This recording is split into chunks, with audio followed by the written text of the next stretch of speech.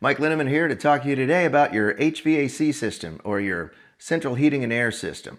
We're standing right here by the thermostat in the control box, and I should have brought my ladder because I forgot that this system is ceiling mounted. I actually prefer a ceiling mounted system because now you don't have a blower unit down on your floor taking up space in a closet. But you do need a ladder to get to your AC filter, because right behind your return air grill there is your filter. And you actually have 2 return air grills in this house, and you are responsible for changing that filter once a month.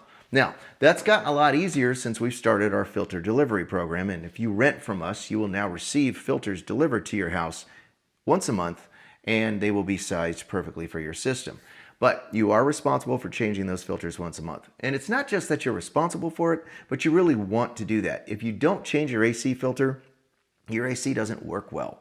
And when it doesn't work well, not only are you less comfortable, but your electricity bill goes up. So quite frankly, it's a really good idea for you to change your AC filter. This is your return air grill right here. It's where the air goes into the system so it can be cooled or heated and then blown back out through the vents.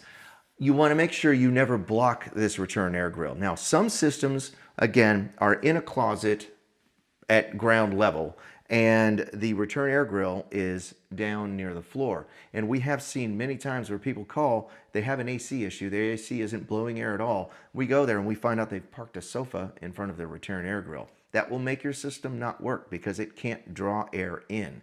So be sure to keep those grills clear and be sure to change those filters. Now, there's some other issues that can go on with your AC system, but we'll have to take a look at the outside unit to talk about those. So come with me. We're outside now. We're taking a look at the condenser unit for the AC system. This works in conjunction with the motor unit or the blower unit that's inside the house. Now, a couple things you need to know about this. This PVC line right here, you see it dripping. It's supposed to do that. You'll always notice that your most beautiful grass is always around your AC condenser. Reason being is your system is going to constantly produce condensation, and it's going to drip out of here safely into the yard. This is your main condensate line. In a second, I'm going to show you your emergency condensate line, which if that one's dripping, you got a problem. With the condenser, there's 2 things that can go on with this thing that I've seen anyway that will cause it not to function. Number 1, on occasions, you will just have a trip breaker. Sometimes if the blower unit inside is on, but the unit outside is not coming on, check the breaker box that's mounted on the outside of the house. If it's not that breaker, check the breaker panel on the inside, usually in the garage, and you'll see it might very well just be a trip breaker. Please check that before you call in a service call.